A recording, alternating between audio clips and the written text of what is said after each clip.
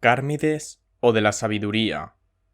Sócrates, Querefón, Critias, Cármides. Sócrates. Habiendo llegado la víspera de la llegada del ejército de Potidea, tuve singular placer, después de tan larga ausencia, en volver a ver los sitios que habitualmente frecuentaba. Entré en la palestra de Taurias, frente por frente del templo del Pórtico Real, y encontré allí una numerosa reunión, compuesta de gente conocida y desconocida.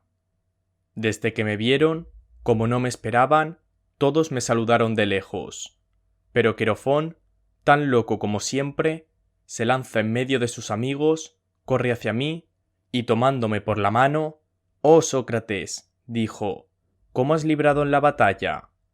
Poco antes de mi partida del ejército había tenido lugar un combate bajo los muros de Potidea, y acababan de tener la noticia. «¿Cómo ves?», le respondí.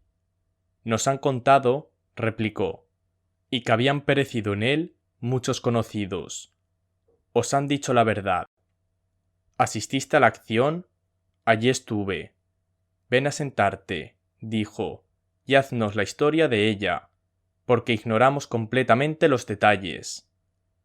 En el acto, llevándome consigo, me hizo sentar al lado de Critias, hijo de Calestrus.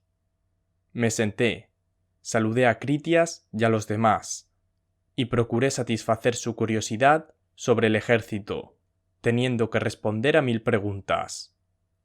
Terminada esta conversación, les pregunté a mi vez qué era de la filosofía, y si entre los jóvenes se habían distinguido algunos por su saber o su belleza, o por ambas cosas. Entonces Critias, dirigiendo sus miradas hacia la puerta y viendo entrar algunos jóvenes en tono de broma y detrás de un enjambre de ellos, respecto a la belleza, dijo, «Vas a saber, Sócrates, en este mismo acto, todo lo que hay. Esos que ves que acaban de entrar son los precursores y los amantes del que, a lo menos por ahora, pasa por el más hermoso. Imagino que no está lejos y no tardará en entrar. ¿Quién es? ¿Y de quién es hijo?» «¿Le conoces?», dijo, «pero no se le contaba aún entre los jóvenes que figuraban cuando marchaste. Es Cármides, hijo de mi tío Glaucón y primo mío». «Sí, por Júpiter, le conozco. En aquel tiempo, aunque muy joven, no parecía mal. Hoy debe ser adulto y bien formado. Ahora mismo», dijo, «vas a juzgar de su talle y disposición».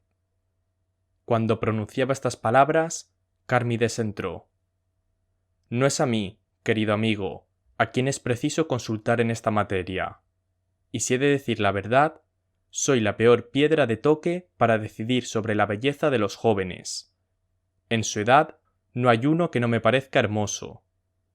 Indudablemente me pareció admirable por sus proporciones y figura, y advertí que todos los demás jóvenes estaban enamorados de él, como lo mostraba la turbación y emoción que noté en ellos cuando Cármides entró.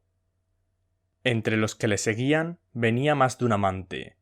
Que esto sucediera a hombres como nosotros, nada tendría de particular, pero observé que entre los jóvenes no había uno que no tuviera fijos los ojos en él, no precisamente los más jóvenes, sino todos, y le contemplaban como un ídolo. Entonces Querofón, interpelándome, dijo, «¿Qué te parece de este joven, Sócrates? ¿No tiene hermosa fisonomía?» «Muy hermosa», respondí yo. «Sin embargo», replicó él, «si se despojase de sus vestidos, no te fijarías en su fisonomía. Tan bellas son en general las formas de su cuerpo». Todos repitieron las palabras de Querofón. «Por Hércules», dije yo entonces, «me habláis de un hombre irresistible, si por cima de todo esto posee una cosa muy pequeña». «¿Cuál es?», dijo Critias. «Que la naturaleza», repliqué yo, «le haya tratado con la misma generosidad respecto del alma. Y creo que así sucederá, puesto que este joven es de tu familia». «Pues tiene un alma muy bella y muy buena», me respondió. «¿Y por qué?», repliqué yo. ¿No pondremos primero en evidencia su alma y no la contemplaremos antes que su cuerpo? En la edad en la que se halla, ¿está en disposición de sostener dignamente una conversación? Perfectamente, dijo Critias, porque ha nacido filósofo, y si hemos de creer a él y a todos los demás, es también poeta. Talento que os es hereditario, mi querido Critias, y que lo debéis a vuestro parentesco con Solón. Pero, ¿qué esperas para darme a conocer a este joven y llamarle aquí? Aun cuando fuese más joven, ningún inconveniente tendría en conversar con nosotros delante de ti, su primo y tutor. Lo que dices es muy justo. Vamos a llamarle. Dirigiéndose al mismo tiempo hacia un sirviente, esclavo, dijo, llama a Cármides, y dile que quiero que consulte con un médico sobre la indisposición que me habló estos días. Y dirigiéndose a mí, hace algún tiempo dijo, que tiene la cabeza pesada al levantarse de la cama. ¿Qué inconveniente hay en indicar que conoces un remedio a los males de cabeza? Ninguno, con tal que venga. Va a venir. Así sucedió. Cármides vino, y dio ocasión a una escena divertida. Cada uno de nosotros, que estábamos sentados, empujó a su vecino, estrechándole para hacer sitio y conseguir que Cármides se sentara a su lado, resultando de estos empujones individuales que los dos que estaban a los extremos del banco, el uno tuvo que levantarse y el otro cayó en tierra. Sin embargo, Cármides se adelantó y se sentó entre Critias y yo. Pero entonces, oh amigo mío, me sentí todo turbado y perdí repentinamente aquella serenidad de antes con la que contaba para conversar sin esfuerzo con él. Después, Critias le dijo que era yo el que sabía un remedio. Él volvió hacia mí sus ojos como para interrogarme, echándome una mirada que no me es posible describir. Y todos cuando estaban en la palestra se apuraron a colocarse en círculos alrededor de nosotros. En este momento, querido mío, mi mirada penetró por entre los pliegues de su túnica, se enardecieron mis sentidos y en mi transporte comprendí hasta qué punto Cidias es inteligente en amor, cuando hablando de un bello joven y dirigiéndose a un tercero, le dice: no vayas, inocente Gamo, a presentarte al león si no quieres que te despedace. En cuanto a mí, me he creído cogido entre sus dientes. Sin embargo, como me preguntó si sabía un remedio para el mal de cabeza, le respondí, no sin dificultad, que sabía uno. ¿Qué remedio es?, me dijo. Le respondí que mi remedio consistía en cierta hierba, pero que era preciso añadir ciertas palabras mágicas, que pronunciando las palabras y tomando el remedio al mismo tiempo, se recobraba enteramente la salud. Pero que, por el contrario, las hierbas y las palabras no tenían ningún efecto. Pero él dijo: voy, pues, a escribir las palabras que tú vas a decirme. Las dirá a petición tuya o sin ella. A mi ruego, Sócrates, replicó riéndose. Sea así, pero ¿sabes mi nombre? Sería una falta en mí el ignorarlo, dijo. En el círculo de jóvenes casi eres tú el principal objeto de nuestras conversaciones. Y respecto a mí mismo, recuerdo bien haberte visto, siendo niño, muchas veces en compañía de mi querido Critias. Perfectamente, repliqué yo. Seré más libre para explicar en qué consisten estas palabras mágicas, porque no sabía cómo hacerte comprender su virtud. Es tal su poder que no curan solo los males de cabeza. Quizá has oído hablar de médicos hábiles. Si se los consulta sobre los males de ojo, dicen que no pueden emprender solo la cura de ojos, y que para curarlos tienen que extender su tratamiento a la cabeza entera. En igual forma, imaginar que se puede curar la cabeza sola, despreciando el resto del cuerpo, es una necedad. Razonando de esta manera, tratan el cuerpo entero y se esfuerzan en cuidar y sanar la parte con el todo. ¿No crees tú que es así como hablan y como pasan las cosas? Es verdad, respondió. ¿Y tú apruebas esta manera de hablar y razonar?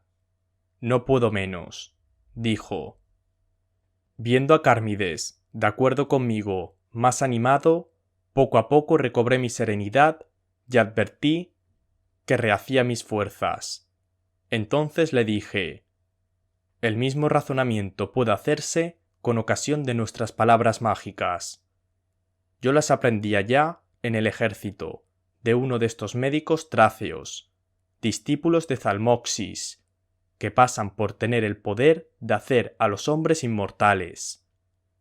Este tracio declaraba que los médicos griegos tienen 100 veces razón para hablar, como yo les hice hablar antes, pero añadía: Zalmoxis, nuestro rey, y por añadidura un dios, pretende que si no se debe emprenderse la cura de los ojos sin la cabeza, ni la cabeza sin el cuerpo, tampoco debe tratarse del cuerpo sin el alma, y que si muchas enfermedades se resisten a los esfuerzos de los médicos griegos, procede de que desconocen el todo, del que por el contrario debe tenerse el mayor cuidado, porque yendo mal el todo, es imposible que la parte vaya bien. Del alma, decía este médico, parten todos los males y todos los bienes del cuerpo y del hombre en general, e influye sobre todo lo demás, como la cabeza sobre los ojos. El alma es la que debe ocupar nuestros primeros cuidados, y los más asiduos, si queremos que la cabeza y el cuerpo entero estén en buen estado. Querido mío, añadía, se trata el alma valiéndose de ciertas palabras mágicas. Estas palabras mágicas son los bellos discursos. Gracias a estos bellos discursos, la sabiduría toma raíz en las almas, y una vez arraigada y viva, nada más fácil que procurar la salud a la cabeza y a todo el cuerpo. Enseñándome el remedio y las palabras, acuérdate, me dijo, de no dejarte sorprender para no curar a nadie la cabeza con este remedio, si desde luego él no te ha entregado el alma para que la cures con estas palabras. Porque hoy día, añadía, es un error de la mayor parte de los hombres el creer que se puede ser médico de una parte sin serlo de otra. Me recomendó mucho que no cediera a las instancias de ningún hombre, por rico, por noble, por hermoso que fuese, y que no obrase jamás de otra manera. Yo lo he jurado, estoy obligado a obedecer, y obedeceré infaliblemente. Con respecto a ti, siguiendo las recomendaciones del extranjero, si quieres entregarme desde luego el alma para que yo la hechice con las palabras mágicas del tracio, curaré tu cabeza con el remedio. Si no, yo no puedo hacer nada por ti, mi querido Cármides. Apenas Critias me oyó hablar de esta manera cuando exclamó: «¡Qué fortuna es para este joven, Sócrates, tener el mal de cabeza, si al curarse ve la necesidad de perfeccionar igualmente su espíritu! Te diré, sin embargo, que Cármides me parece superior a los jóvenes de su edad, no solo por la belleza de las formas, sino también por esa cosa misma por la que tú has llegado a saber las palabras mágicas. Porque tú quieres hablar de la sabiduría, ¿no es verdad? Precisamente. Has de saber, replicó, que a los ojos de todos es incontestablemente el más sabio entre sus compañeros, y que en todo lo demás no es inferior a ninguno de la edad que él tiene. Ciertamente, dije entonces, es justo, oh Cármides, que sobresalgas entre los demás por todas esas cualidades, porque no creo que ninguno de nosotros, remontando hasta nuestros abuelos, pueda presentar con probabilidad dos familias capaces de producir por su alianza un renuevo más precioso ni más noble que aquellas de las que tú desciendes. Anacreonte, Solón y los demás poetas han celebrado a porfía la familia de tu padre que se liga a Critias, hijo de Dropido, diciendo lo mucho que ha sobresalido por su belleza y su virtud y por todas las demás ventajas que constituyen la felicidad. Por la de tu madre sucede lo mismo. Jamás se conoció en el continente un hombre ni más hermoso ni mejor que tu tío Pirilampo, embajador que fue ya cerca del gran rey, y acerca de otros príncipes del continente. Esta familia no cede en nada a la precedente. Con tales antepasados, tú no puedes menos de ser el primero de todos. Por esta parte de belleza que se ofrece a la vista, querido hijo de Glaucón, no has degenerado de tus abuelos. Y si en cuanto a sabiduría y otras cualidades análogas estás dotado en los términos manifestados por Critias, entonces, mi querido Cármides, declaro que tu madre ha echado al mundo un dichoso mortal. Entendámonos, pues. Si estás ya en posesión de la sabiduría, como lo pretende mi querido Critias, si eres suficientemente sabio, nada tienes que ver con las palabras mágicas de Zalmoxis o de Avaris, el hiperbólico, y debo, en este instante, enseñarte el remedio para el mal de cabeza. Pero si por el contrario piensas tener aún algo que aprender, es preciso que yo te hechice antes de conocer el remedio. A ti toca decirme si participas de la opinión de Critias, si crees tu sabiduría completa o aún incompleta. Cármides se ruborizó al pronto y pareció más hermoso, porque la modestia cuadraba bien a su edad juvenil. Después dio con cierta dignidad que no le era fácil responder en el acto sí o no a semejante pregunta. Porque, añadió, si niego que soy sabio, me acuso a mí mismo lo que no es razonable, y además doy un mentís a Critias y a muchos otros que me creen sabio, a lo que parece. En el caso contrario, hago yo mismo mi elogio, lo que no es menos inconveniente. Yo no sé qué responder. Entonces yo le dije, hablas bien, Cármides, y aquí, en consecuencia, ¿cuál es mi dictamen? Es que examinaremos juntos si tú posees o no la cualidad en cuestión. De esta manera, evitaremos tú el decir palabras que te costarían demasiado y yo el curarte sin haberte examinado antes si tienes necesidad del remedio. Si esto te place, emprenderé contigo este examen. Si no, dejémoslo en este estado. Cármides, eso me agrada, cuanto es posible, y te suplico que veas cuál es la mejor manera de proceder a esta indagación. Sócrates, he aquí el mejor método, en mi opinión, para proceder al examen. Evidentemente, si posees la sabiduría, eres capaz de formar juicios sobre ella, porque residiendo en ti, si de hecho reside, es una necesidad que se haga sentir interiormente. Y haciéndose sentir, no puedes menos de formarte una opinión sobre la naturaleza y caracteres de la sabiduría. ¿No lo crees así? Cármides, así lo creo. Sócrates, ¿y lo que piensas, sabiendo el griego, puedes expresarlo tal y como está en tu espíritu? Cármides, quizá. Sócrates, para que sepamos si la sabiduría reside en ti o no, dinos, ¿qué es la sabiduría en tu opinión? Al pronto Cármides dudó, y estuvo indeciso si responder o no. Sin embargo, concluyó por decir que la sabiduría le parecía consistir en hacer todas las cosas con moderación y medida, en andar, hablar, obrar en todo de esta manera, en una palabra, añadió, la sabiduría es, a mi juicio, una cierta medida.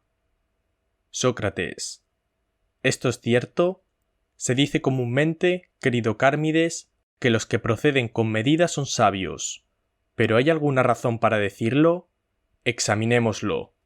Dime, ¿la sabiduría se la cuenta entre las cosas bellas? Cármides. Sí. Sócrates. ¿Y qué es más bello para un maestro de escuela? ¿Escribir ligero o con medida? Cármides. Escribir ligero. Sócrates. ¿Leer ligero o con lentitud? Cármides. Ligero. Sócrates. ¿Y tocar la lira con soltura y luchar con agilidad no es más bello que hacer todas estas cosas con mesura y lentitud? Cármides. Sí. Sócrates. ¿Y qué? ¿En el pugilato y en los combates de todos los géneros no sucede lo mismo? Cármides. Absolutamente. Sócrates. El salto, la carrera y todos los ejercicios del cuerpo ¿no son bellos cuando se ejecutan con agilidad y ligereza y feos cuando se ejecutan con pesadez, embarazo y mesura? Carmides. Así parece. Sócrates. Resulta, pues, por lo menos en lo relativo al cuerpo, no es la mesura, sino la velocidad y la agilidad las que son bellas. ¿No es así? Carmides. Sin duda. Sócrates. ¿Pero la sabiduría es bella? Carmides. Sí. Sócrates. Luego, por lo menos, en lo que concierne al cuerpo, no es la mesura o medida, sino la velocidad, la que constituye la sabiduría, puesto que la sabiduría es una cosa bella. Carmides. Eso es muy probable. Sócrates. ¿Pero qué? ¿Cuál es más bello? ¿La facilidad o la dificultad en aprender? Carmides. La facilidad. Sócrates. Pero la facilidad en aprender consiste en aprender pronto y la dificultad en aprender con mesura y lentitud. Carmides. Sí. Sócrates. ¿Y no es más bello y en alto grado instruir a uno con prontitud que con mesura y lentitud? Carmides. Sí. Sócrates. ¿En la reminiscencia y en el recuerdo la mesura y la lentitud son más bellas, o bien lo son la fuerza y la rapidez? Carmides. Son la fuerza y la rapidez. Sócrates. ¿Una comprensión fácil no consiste en un ejercicio rápido del alma y no en la mesura? Carmides. Es cierto. Sócrates. Por consiguiente, cuando se trata de comprender las lecciones de un maestro, sea de lenguas, sea de música, sea de cualquier otra cosa, no es la gran mesura, sino la gran velocidad la que es verdaderamente bella. Carmides. Sí. Sócrates. Luego, mi querido Carmides, en todo lo que concierne al alma, ¿la agilidad y la velocidad parecen más bellas que la lentitud y la mesura? Carmides. Es muy probable. Sócrates. De donde se sigue, razonando como hasta aquí, que la sabiduría no es la mesura, ni una vida mesurada es una vida sabia, siendo la sabiduría inseparable de la belleza, porque no hay medio de negarlo. Las acciones mesuradas, nunca, o salvadas bien pocas excepciones, nos parecen en el curso de la vida más bellas que las que se realizan con energía y rapidez, y aun cuando, querido mío, las acciones más bellas por la mesura que por la fuerza y la rapidez fuesen más numerosas que las otras, no por esto se tendría derecho a decir que la sabiduría consiste más bien en obrar con mesura que con fuerza y rapidez, ya sea andando, ya leyendo, ya haciendo cualquier otra cosa, ni que una vida mesurada es más sabia que una vida sin mesura, porque al cabo hemos reconocido que la sabiduría se refiere a la belleza, y hemos reconocido también que la rapidez no es menos bella que la mesura. Carmides. Lo que dices, Sócrates, me parece de hecho justo. Sócrates. Pues bien, mi querido Carmides, fíjate atentamente en ti mismo. Considera en lo que te has convertido bajo el imperio de la sabiduría, y cuál debe ser ésta, para haberte hecho sabio. Y, condensando enseguida tus ideas, di claramente y como hombre de corazón lo que es la sabiduría en tu opinión. Y él, después de haber reflexionado y examinado resueltamente la cosa en sí mismo, dijo: Me parece que lo propio de la sabiduría es producir el rubor, hacer al hombre modesto y vergonzoso. La sabiduría es, pues, el pudor. Sócrates. Sea, ¿no confesaste antes que la sabiduría era una cosa bella? Carmides. Sin duda. Sócrates. ¿Y los hombres sabios son buenos igualmente? Carmides. Sí. Sócrates. ¿Es buena una cosa que no produce lo bueno? Carmides. No, ciertamente. Sócrates. La sabiduría no es solo una cosa bella, sino una cosa buena. Cármides. Así me parece. Sócrates. ¿Pero qué? ¿No crees que Homero ha tenido razón en decir el pudor no es bueno al indigente? Cármides. Verdaderamente sí. Sócrates. Pero entonces, ¿el pudor es bueno y no es bueno a la vez? Cármides. Así parece. Sócrates.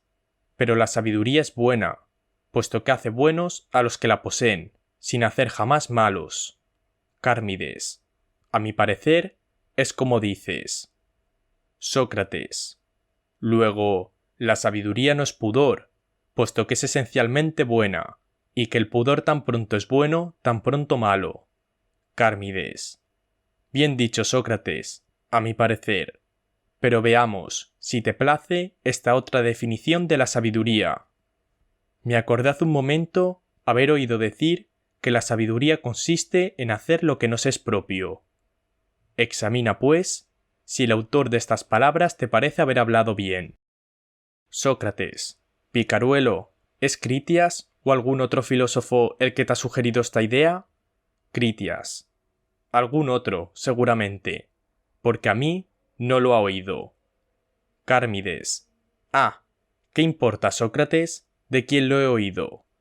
Sócrates. De ninguna manera importa, porque, regla general, no hay que examinar quién ha dicho esto o aquello, sino si está bien dicho. Cármides.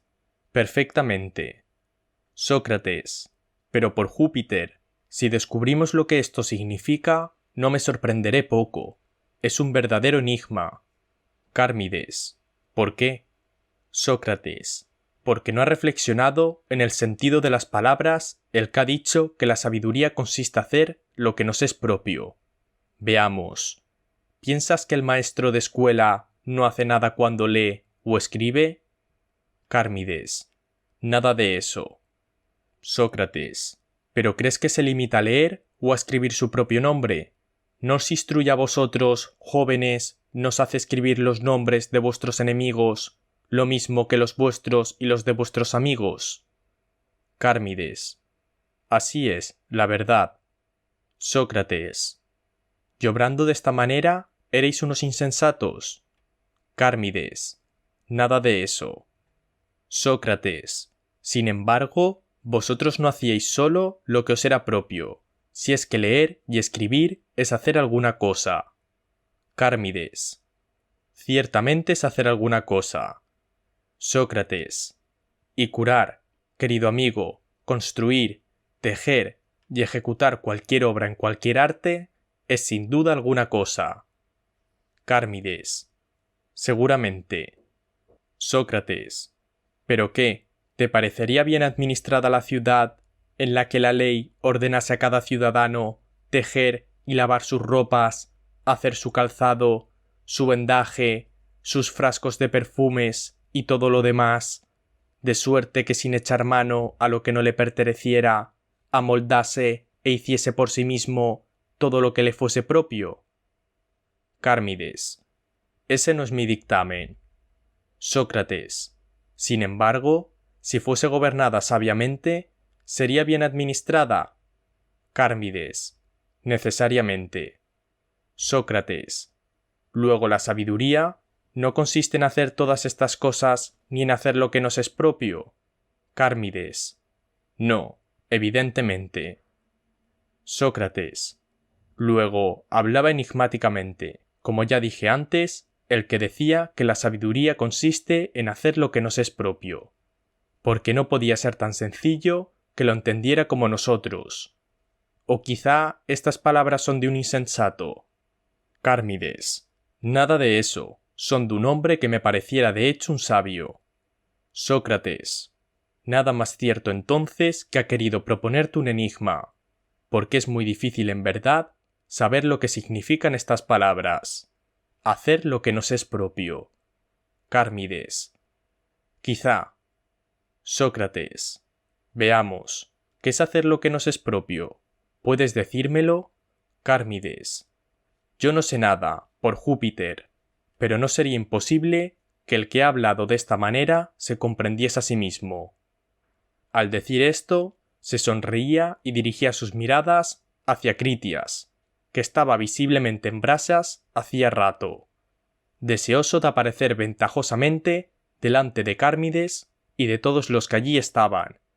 Se había contenido hasta entonces, haciendo un sacrificio, pero en ese momento no era ya dueño de sí mismo. Entonces vi en claro que no me había engañado, conjeturando que Critias era el autor de la última respuesta de Cármides con motivo de la sabiduría. En cuanto a este, poco empeñado en defender esta definición y queriendo dejarlo a cargo del que la había inventado, aguijoneaba a Critias, afectando mirarle como un hombre reducido al silencio. Este, no pudiendo sufrir más y no menos colérico contra el joven que un poeta contra el actor que desempeña mal su papel, dirigiéndole una mirada, exclamó: ¿Crees, Cármides, que porque tú no sabes lo que pensaba aquel que ha dicho que la sabiduría consiste en hacer lo que nos es propio, crees, repito, que él no lo supiera? Sócrates: Ah, mi querido Critias, es extraño que tan tierno joven ignore estas cosas. Tú, por el contrario, estás en edad de saberlas, sobre todo después de tus muchos estudios. Si eres de dictamen que la sabiduría es lo que él decía, y si te consideras con fuerza para explicar esta proposición, tendré mucho gusto en examinarla contigo, para ver si es verdadera o falsa. Critias: Sí, ciertamente soy de ese dictamen, y me considero con fuerzas para defenderlo. Sócrates: Muy bien, pero veamos, ¿me concedes lo que antes dije, que todos los artífices trabajan en alguna cosa? Critias: Sin dudar. Sócrates: ¿Y te parece que trabajan únicamente en las cosas que les son propias o bien en las que conciernen a otros? Critias: También en las que conciernen a otros. Sócrates: Son sabios, aun cuando no trabajen únicamente en lo que les es propio. Critias: ¿Y qué significa eso? Sócrates: Para mí nada, pero mira, si esto no significa nada para el que, después de haber sentado que la sabiduría consiste en hacer lo que nos es propio, reconoce enseguida y tiene por sabios igualmente los que hacen lo que concierne a otros. Critias: ¿Pero qué? ¿He reconocido por sabios a los que hacen lo que concierne a los demás o a los que trabajan en este sentido? Sócrates: Veamos, ¿es que hay diferencia a tus ojos entre hacer una cosa y trabajar en ella? Critias: Sí, verdaderamente la hay, y no hay que confundir los términos trabajar y ocuparse. He aprendido de Hesíodo esto: ninguna ocupación es deshonrosa. Si por ocuparse y hacer hubiera entendido las cosas de que tú hablabas antes, ¿crees que hubiera querido decir no es vergonzoso para nadie coser sus zapatos, vender escabeche o estar despachando en una tienda? No, Sócrates, no, sino que él sin duda ha creído que una cosa es hacer y ocuparse y otra es trabajar, y que puede haber algo de vergonzoso en un trabajo sin relación con lo bello, lo que nunca sucede con la ocupación. Trabajar en vista de lo bello y de lo útil, he aquí lo que llamo ocuparse, y los trabajos de este género son para él ocupaciones y actos. Estos son los únicos que considera como propios. Todo lo que nos es dañoso nos es extraño. En este sentido, no lo dudes, es como Hesíodo, y con él, todo hombre de buen juicio llama sabio al que hace lo que es propio. Sócrates: Oh Critias, desde tus primeras palabras sospeché que por lo que nos es propio, lo que nos concierne, querías decir el bien, y por acción el trabajo de los hombres de bien, porque he oído a Pródico hacer mil y mil distinciones entre las palabras. Sea así, da a las palabras el sentido que te agrade. Me basta que las definas al tiempo de emplearlas. Volvamos ahora a nuestra indagación y respóndeme claramente. Hacer el bien o trabajar en él, o como quieras llamarlo, es lo que tú llamas sabiduría. Critias: Sin duda. Sócrates. Sabio es el que hace el bien, no el que hace el mal. Critias. Tú mismo, querido mío, no eres de mi dictamen. Sócrates. No importa. Lo que tenemos que examinar no es lo que yo pienso, sino lo que tú dices. Critias. Pues bien, el que no hace el bien, sino que hace el mal, declaro que no es sabio. Al que no hace el mal, sino el bien, le declaro sabio. La práctica del bien, he aquí precisamente como defino la sabiduría. Sócrates. Podrá suceder que tengas razón. Sin embargo, una cosa me llama la atención, y es que admites que un hombre pueda ser sabio y no saber lo que es. Critias. No hay tal. De ninguna manera admito eso. Sócrates. ¿No has dicho antes que los artífices pueden muy bien trabajar en las cosas que conciernen a otros y ser sabios? Critias. Ya lo he dicho, pero ¿qué significa esto? Sócrates. Nada, pero respóndeme. ¿El médico que cura un enfermo te parece que obra con utilidad para sí mismo y para el enfermo? Critias. Sí, ciertamente. Sócrates. Conduciéndose de esta manera, ¿se conduce convenientemente? Critias. Sí. Sócrates. ¿Y el que se conduce convenientemente no es sabio? Critias. Lo es. Sócrates. Pero es necesario que el médico sepa si sus remedios tienen o no un efecto útil, y el obrero debe saber si sacará o no sacará provecho de su trabajo.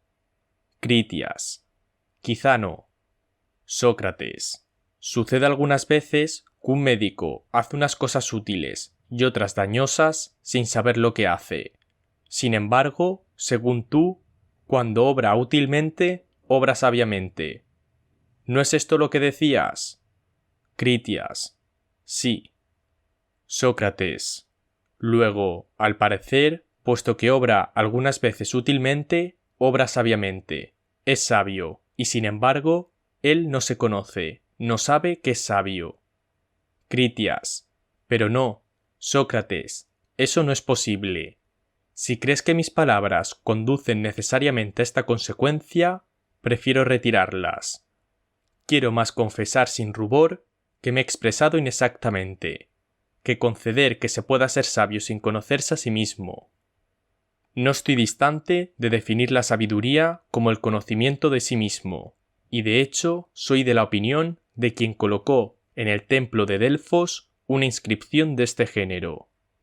Esta inscripción es, a mi parecer, el saludo que el dios dirige a los que entran, en el lugar de la fórmula ordinaria, sed dichosos, creyendo al parecer que este saludo no es conveniente, y que a los hombres debe desearse, no la felicidad, sino la sabiduría. He aquí en qué términos tan diferentes de los nuestros habla el Dios a los que entran en su templo, y yo comprendo bien el pensamiento del autor de la inscripción. Sed sabios, dice a todo el que llega. Lenguaje un poco enigmático, como el de un adivino. Conócete a ti mismo y sé sabio es la misma cosa, por lo menos así lo pensamos la inscripción y yo. Pero puede verse en esto una diferencia, y es el caso de los que han grabado inscripciones más recientes. Nada en demasía, date en caución y no estás lejos de tu ruina. Han tomado la sentencia, conócete a ti mismo, por un consejo, y no por el saludo del Dios a los que entran. Y queriendo hacer ver que también ellos eran capaces de dar útiles consejos, han grabado estas máximas sobre los muros del edificio. He aquí, Sócrates, a donde tiende este discurso. Todo lo que precede te lo abandono. Quizá la razón está de tu parte, quizá de la mía. En todo caso, nada de sólido hemos dicho, pero ahora estoy resuelto a sostenerme con razones, si no me concedes que la sabiduría consiste en conocerse a sí mismo. Sócrates. Pero, mi querido Critias, obras conmigo como si tuviese la pretensión de saber las cosas sobre las que interrogo, y como si yo no tuviese más que querer para ser de tu dictamen. Dios me libre de que así suceda.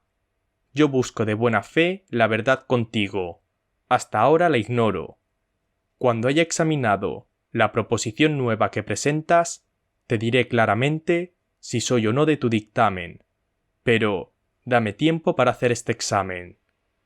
Critias, hazlo. Sócrates, comienzo. Si la sabiduría consiste en conocer alguna cosa, evidentemente es una ciencia, y la ciencia de alguna cosa. ¿No es así? Critias, es una ciencia, la de sí mismo. Sócrates, ¿y la medicina? ¿Es la ciencia de lo que es sano? Critias, sin duda. Sócrates, y si me preguntases, ¿la medicina, esta ciencia de lo que es sano, en qué nos es útil y qué bien nos procura? Yo te respondería, un bien que no es poco precioso, nos da la salud, lo que es un magnífico resultado. Creo que me concedes esto. Critias, lo concedo. Sócrates, y si me preguntases, ¿la arquitectura, que es la ciencia de construir, qué bien nos procura? Yo te respondería, las casas. Lo mismo respecto de las demás artes. Tú que dices que la sabiduría es la ciencia de sí mismo, estás en el caso de responder al que te pregunte. Critias, la sabiduría, que es la ciencia de sí mismo, qué bien nos procura que sea excelente y digno de su nombre. Vamos, habla. Critias, pero Sócrates, tú no razonas con exactitud. La sabiduría no es semejante a las otras ciencias. Estas no son semejantes entre sí, y tú supones en tu razonamiento que todas se parecen. Veamos, dime dónde encontraremos los productos de la aritmética y geometría, como vemos en una casa, el producto de la arquitectura, y en un vestido, el producto del arte de tejer, y así, en una multitud de otros efectos, producto de una multitud de otras artes. ¿Puedes mostrarme los resultados de estas dos ciencias? Pero no, tú no puedes. Sócrates, es cierto, pero puedo por lo menos mostrarte de qué objeto cada una de estas ciencias es la ciencia, objeto bien diferente de la ciencia misma. Así es, que la aritmética es la ciencia del par y del impar, de sus propiedades y de sus relaciones. ¿No es así? Critias, sin duda. Sócrates, y la estática es la ciencia de lo pesado y de lo ligero. Lo pesado y lo ligero difieren de la estática misma. ¿No lo crees así? Critias, lo creo. Sócrates, pues bien, dime, ¿cuál es el objeto de la ciencia de la sabiduría, que sea distinto de la sabiduría misma? Critias, veamos en el punto en el que estamos, Sócrates. De cuestión en cuestión, acabas de hacer ver que la sabiduría es de otra naturaleza que las otras ciencias. Y a pesar de eso, te obstinas en buscar su semejanza con ellas. Esta semejanza no existe, pues mientras que todas las demás ciencias son ciencias de un objeto particular y no del todo de ellas mismas, solo la sabiduría es la ciencia de otras ciencias y de sí misma. Esta distinción no puede ocultársete, y creo que haces ahora lo que declarabas antes no querer hacer. Te propones solo combatirme y refutarme, sin fijarte en el fondo de las cosas. Sócrates, ¿pero qué? ¿Puedes creer que si yo te estrecho con mis preguntas, sea por otro motivo que por el que me obligaría a dirigirme a mí mismo y examinar mis palabras? Quiero decir, ¿el temor de engañarme pensando saber lo que yo no sabría? No, te lo aseguro. Solo un objeto he tenido, ilustrar la materia de esta discusión, primero por mi propio interés, y quizá también por el de algunos amigos. Porque, ¿no es un provecho común para todos los hombres que la verdad sea conocida en todas las cosas? Critias, seguramente, Sócrates. Sócrates, ánimo pues, amigo mío. Respóndeme a mis preguntas según tu propio juicio, sin inquietarte. Si es Critias o Sócrates el que lleva la mejor parte. Aplica todo tu espíritu al objeto que nos ocupa, y que sea una sola cosa la que te preocupe, la conclusión a que nos conducirán nuestros razonamientos. Critias, Así lo quiero, porque lo que me propones me parece muy razonable. Sócrates. Habla y dime lo que piensas de la sabiduría. Critias. Pienso que, única entre todas las demás ciencias, la sabiduría es la ciencia de sí misma y de todas las demás ciencias. Sócrates. Luego será también la ciencia de la ignorancia, si lo es de la ciencia. Critias. Sin duda. Sócrates. Por consiguiente, solo el sabio se conocerá a sí mismo y estará en posición de juzgar de lo que sabe y de lo que no sabe. En igual forma, solo el sabio es capaz de reconocer, respecto a los demás, lo que cada uno sabe creyendo saberlo, como igualmente lo que cada uno cree saber no sabiéndolo. Ningún otro puede hacer otro tanto. En una palabra, ser sabio, la sabiduría, el conocimiento de sí mismo, todo se reduce a saber lo que se sabe y lo que no se sabe. ¿No piensas tú lo mismo? Critias. Sí. Sócrates. Te llamo otra vez la atención, y con esta serán 3, número que está consagrado al Dios libertador, para que examinemos, como si comenzáramos esta indagación, primero, si es posible o no saber que una persona sabe lo que sabe y no sabe lo que no sabe. Enseguida, suponiendo esto posible, ¿qué utilidad puede resultar en saberlo? Critias. Sí, examinémoslo. Sócrates. Pues bien, mi querido Critias, mira si en esta indagación eres más afortunado que yo, porque yo me veo sumamente embarazado. ¿Te explicaré este conflicto mío? Critias. Con gusto. Sócrates. ¿Y cómo no tengo de verme embarazado si lo que has dicho es una verdad?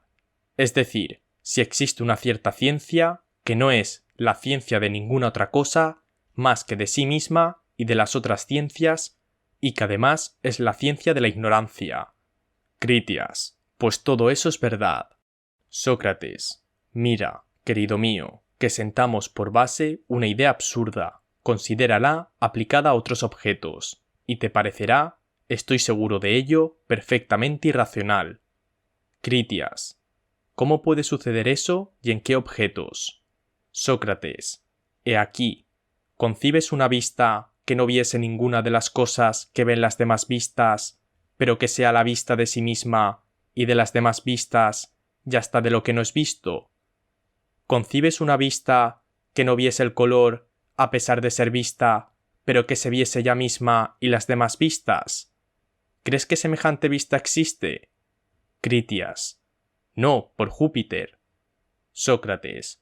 ¿Concibes un oído que no oyese ninguna voz, pero que se oyese a sí mismo y a los otros oídos y hasta lo que no es oído? Critias. Tampoco. Sócrates. Considerando todos los sentidos a la vez, ¿te parece posible que haya uno que sea el sentido de sí mismo y de los otros sentidos, pero que no sienta nada de lo que los otros sentidos sienten? Critias. No, ciertamente. Sócrates. ¿Te parece posible que haya un deseo que no sea el deseo del placer y que solo lo sea de sí mismo y de los otros deseos? Critias. Ah, no. Sócrates. ¿Una voluntad que no quisiese ningún bien, pero que se quisiese a sí misma y a las otras voluntades? Critias. Nada de eso. Sócrates. ¿Puedes concebir que existe un amor que no es el amor de ningún género de belleza, sino de sí mismo y de los otros amores? Critias. De ninguna manera. Sócrates. ¿Puedes imaginar un temor que se teme a sí mismo y a los demás temores, pero que no teme ningún peligro? Critias. No lo imagino. Sócrates. ¿Una opinión que es la opinión de las demás opiniones y de sí misma, y que no se refiere a ninguno de los objetos ordinarios de la opinión? Critias. Nada de eso. Sócrates. Y sin embargo, afirmamos que existe una ciencia que no es la ciencia de ningún conocimiento particular, sino la ciencia de sí misma y de las otras ciencias. Critias. Así lo afirmamos. Sócrates. Es cosa bien extraña, si existe semejante ciencia.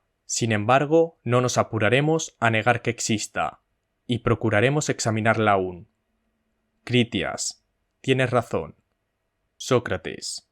Veamos. Esta ciencia es la ciencia de alguna cosa, y tiene la propiedad de referirse a alguna cosa. ¿No es así? Critias. Seguramente. Sócrates. ¿Decimos de la cosa que es más grande que tiene la propiedad de serlo más que cualquiera otra? Critias. Sin duda. Sócrates. ¿Más que todo lo que es más pequeño porque ella es más grande? Critias. Necesariamente. Sócrates.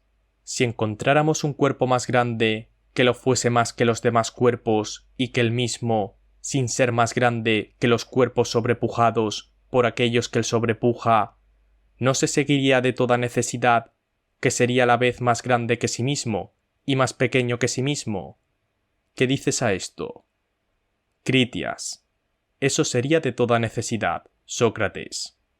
Sócrates. Si encontrase un número que fuese doble de los demás números dobles y de sí mismo, estos otros números y él mismo no serían más que mitades con relación a aquel que fuese doble, porque lo doble no puede ser sino de una mitad. Critias. Es cierto. Sócrates. Por consiguiente, una cosa sería al mismo tiempo más grande que sí misma y más pequeña, más pesada y más ligera, más vieja y más nueva, y así de todo lo demás. ¿No es indispensable que la cosa, que posee la propiedad de referirse a sí misma, posee además la cualidad a que tiene la propiedad de referirse? Por ejemplo, ¿el oído solo oye la voz? ¿No es así? Critias. Sí. Sócrates. Si el oído se oyese a sí mismo, solo sería condición de tener una voz, porque en otro caso él no oiría. Critias. Es preciso. Sócrates. Y a la vista, querido mío, si viese a sí misma, sería preciso necesariamente que ella tuviese algún color, porque la vista no puede ver lo incoloro. Critias. No, sin duda. Sócrates. Ya ves, Critias, que de las cosas que acabamos de recorrer, las unas no pueden absolutamente referirse a sí mismas, y no es probable que las demás puedan hacerlo. En cuanto a la magnitud, al número y otras cosas semejantes es de hecho imposible. ¿No es así? Critias. Ciertamente. Sócrates. En cuanto al oído y la vista, en cuanto al movimiento que tuviese la propiedad de moverse, al calor que tuviese el de calentarse, y todas las cosas de este género, muchas personas no querrían creerlo, pero quizá otras lo creerán. Se necesita nada menos que un hombre de genio, mi querido amigo, para decidir en última apelación y de una manera general si algo de lo que existe ha recibido de la naturaleza la propiedad de referirse a sí mismo, refiriéndose toda cosa a otra, o bien si entre los objetos unos tienen este poder y otros no, y en fin, en el caso de que algunos pudiesen referirse a sí mismos, si la ciencia que llamamos sabiduría estaría en este caso. Yo no me considero capaz para resolver estas cuestiones. ¿Es posible que haya una ciencia de la ciencia? Yo no puedo afirmarlo. Y aun cuando se probase que existe, no podría admitir que esta ciencia sea la sabiduría, antes de haber examinado, si dando esto por supuesto, nos sería útil o no. Porque me atrevo a declarar que la sabiduría es una cosa buena y útil. Pero tú, hijo de Callescrus, que has sentado que la sabiduría es la ciencia de la ciencia e igualmente de la ignorancia, pruébame, en primer lugar, que esto es posible, y en segundo, que esta cosa posible es además útil. Quizá, de esta manera me convencerás de que defines exactamente la sabiduría.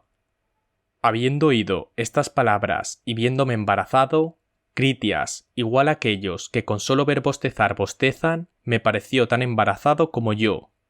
Habituado a verse colmado de elogios, se ruborizaba solo con notar las miradas de los circunstantes.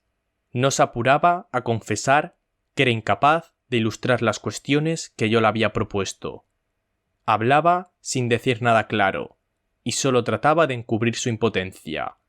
Yo, que no quería ahogar la discusión, le dije: si te parece bien, querido Critias, demos por concedido que la ciencia de las ciencias es posible, y entonces entraremos en indagaciones acerca de si existe o no existe. Pasaremos de la posibilidad al acto. Supongo esta ciencia perfectamente posible, y te pregunto si es más fácil saber lo que se sabe o lo que no se sabe. Porque hemos dicho que en esto consiste en el conocimiento de sí mismo y la sabiduría. ¿No es cierto? Critias. Sin duda, y eso es muy consistente, Sócrates, porque si el hombre posee la ciencia que se conoce a sí misma, es preciso que sea de la misma naturaleza que lo que él posee. Tiene uno la vivacidad, es vivo, la belleza, es bello, la ciencia, es sabio. Y si tiene la ciencia que se conoce a sí misma, será preciso que se conozca a sí mismo. Sócrates, no es esa la dificultad. Sin duda, si alguno posee lo que se conoce a sí mismo, se reconocerá a él a sí mismo igualmente. Lo que se quiere averiguar es si el que posee esta ciencia debe necesariamente saber lo que sabe y lo que no sabe. Critias. Sin duda, Sócrates, porque es lo mismo. Sócrates. Lo será, pero yo lo mismo estoy que estaba, porque no comprendo cómo conocerse a sí mismo es lo mismo que saber lo que se sabe y lo que no se sabe. Critias. ¿Qué quieres decir con eso? Sócrates. Lo siguiente. La ciencia de una ciencia podrá hacer más que distinguir entre dos cosas que es una ciencia y que no es una ciencia. Critias. No. A eso se limitará. Sócrates. ¿Son una misma cosa la ciencia y la ignorancia de lo que es sano y la ciencia y la ignorancia de lo que es justo? Critias. No. Sócrates. La primera de estas ciencias es, creo, la medicina, y la segunda la política, y la ciencia de la ciencia es simplemente la ciencia. Critias. Imposible negarlo. Sócrates. El que no conoce ni lo sano ni lo justo, y solamente tiene la ciencia de la ciencia, reducido a esta ciencia única, ¿podrá saber que él sabe alguna cosa y que posee una cierta ciencia y lo sabrá de los demás y de sí mismo? ¿No es así? Critias. Sí. Sócrates. Pero lo que sabe, ¿cómo pudo saberlo por medio de esta ciencia? Es en efecto por medio de la medicina y no por la sabiduría como conoce lo que es sano, por la música y no por la sabiduría lo que es armonioso, por la arquitectura y no por la sabiduría lo que es propio para construir, y así de lo demás. ¿Es cierto? Critias. Así me parece. Sócrates. Por la sabiduría, si es sólo la ciencia de las ciencias, ¿cómo sabrá que él sabe lo que es sano o lo que es propio para construir? Critias. Es imposible. Sócrates. El que ignora estas cosas no sabe lo que él sabe, sino únicamente que él sabe. Critias. Así me parece. Sócrates. Luego, la sabiduría y el ser sabio consisten no en saber lo que se sabe y lo que no se sabe, sino solo que se sabe y que no se sabe. Critias. Probablemente. Sócrates. Luego la sabiduría no pone en posición de reconocer en otro que pretende saber alguna cosa, si sabe en efecto lo que pretende saber o si no lo sabe. Toda su virtud se limita a enseñarnos que posee una cierta ciencia. ¿Cuál es la materia de esta ciencia?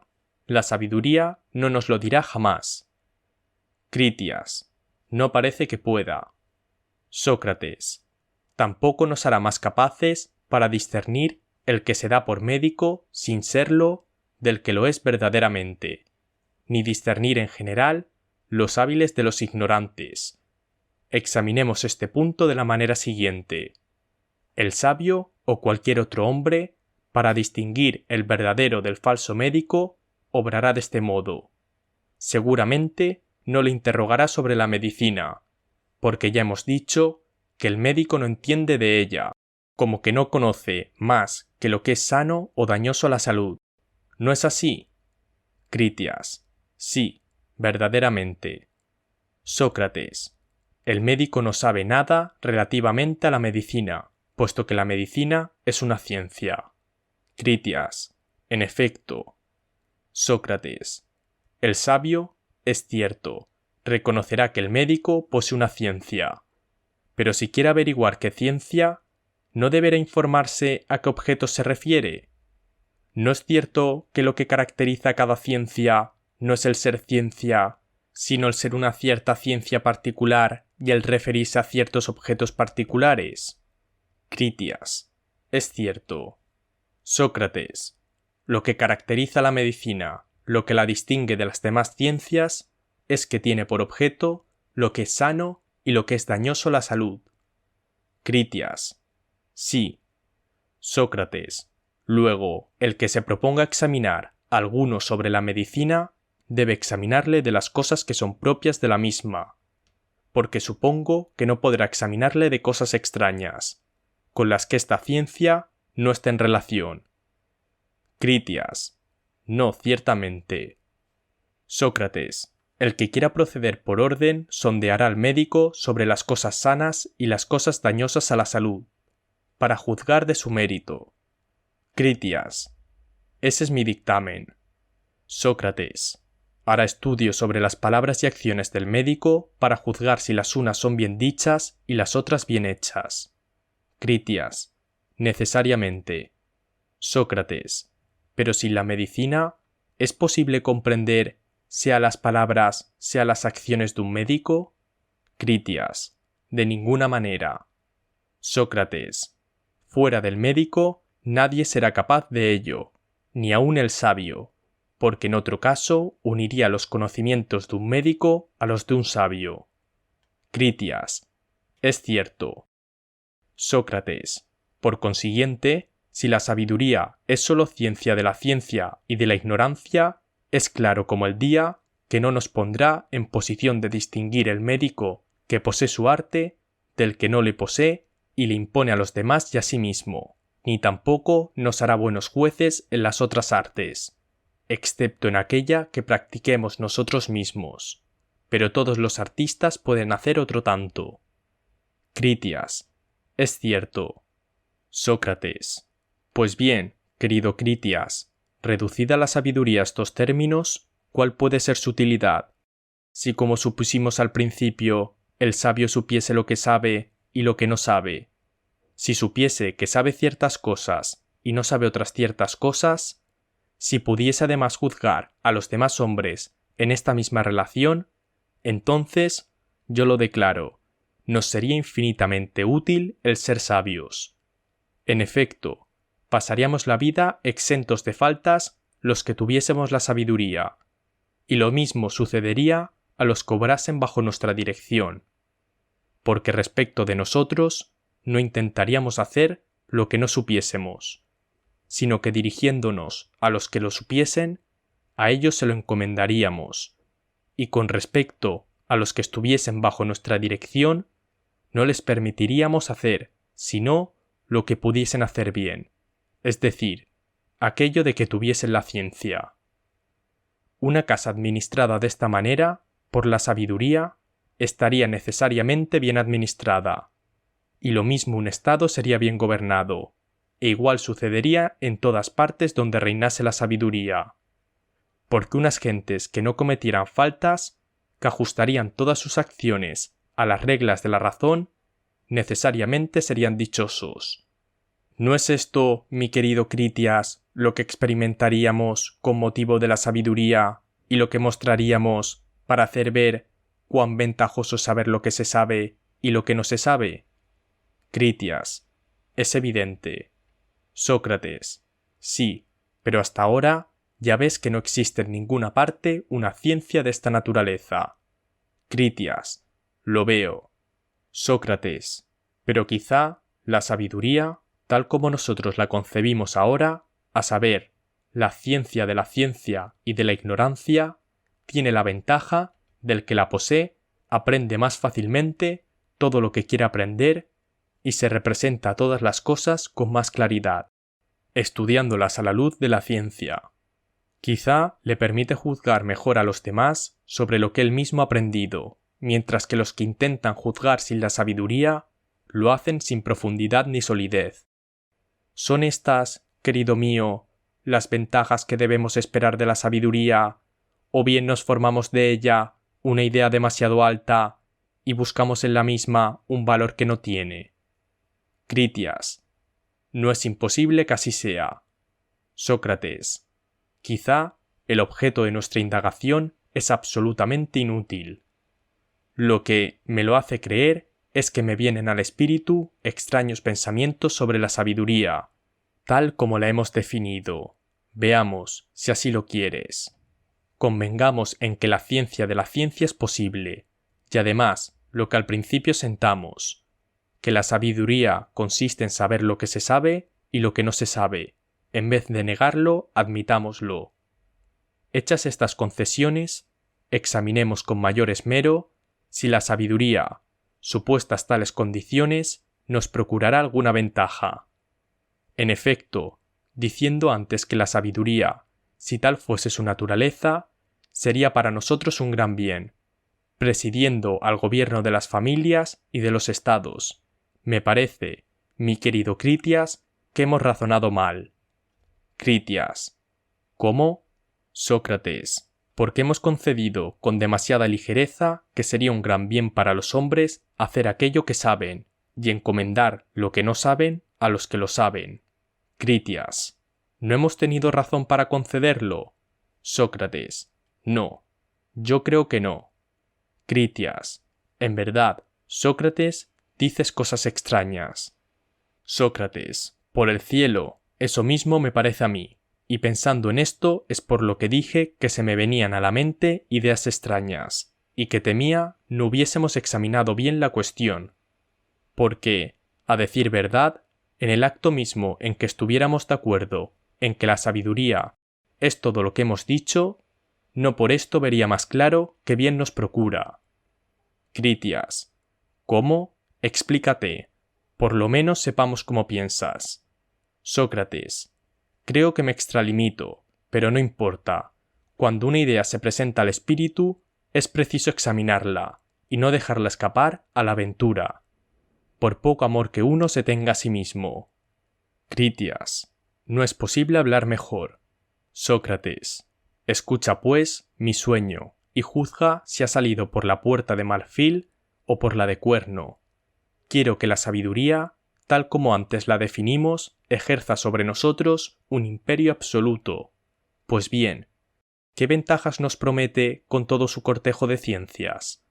Únicamente la siguiente. Si un hombre se da por piloto y no lo es claro que no nos sorprenderá. Lo mismo que no podrán abusar de nosotros ni un médico, ni un general, ni ninguna persona que pretenda saber lo que no sabe. ¿Qué ventaja sacaremos de esto? Sin una mejor salud para el cuerpo, librarse de los peligros de la guerra y de la mar, en fin, tener nuestros muebles, nuestros vestidos, nuestros calzados, más artísticamente hechos, porque solo nos valdremos de los verdaderos artistas. Avancemos, si quieres, hasta conceder que la adivinación es la ciencia del porvenir, y que la sabiduría, saliendo al frente, nos pone en guardia contra los charlatanes, y nos descubre los verdaderos adivinos, que son los que saben lo que realmente ha de suceder. Pues bien, yo concibo perfectamente que la especie humana, en estas condiciones, obrará y vivirá conforme a la ciencia.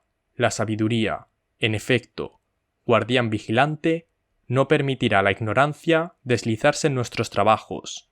Mas por vivir conforme a la ciencia, viviremos mejor y seremos dichosos. He aquí lo que yo aún no puedo comprender, mi querido Critias. Critias. Sin embargo, no veo de qué medio has de valerte para encontrar un modo mejor de vivir, si vivir conforme a la ciencia no tiene ningún valor a tus ojos. Sócrates. Escucha aún una pequeña explicación, te lo suplico. ¿Según qué ciencia? ¿La del zapatero? Critias. No, por Júpiter. Sócrates. ¿Quizá la del herrero? Critias. No. Sócrates. ¿Será la de trabajar en lana, en madera o en otras cosas de la misma especie? Critias. De ninguna manera. Sócrates. No insistamos más sobre nuestro juicio, que es dichoso el que vive según la ciencia, porque los artistas de que acabamos de hablar viven según la ciencia, y sin embargo, tú no admites que sean dichosos.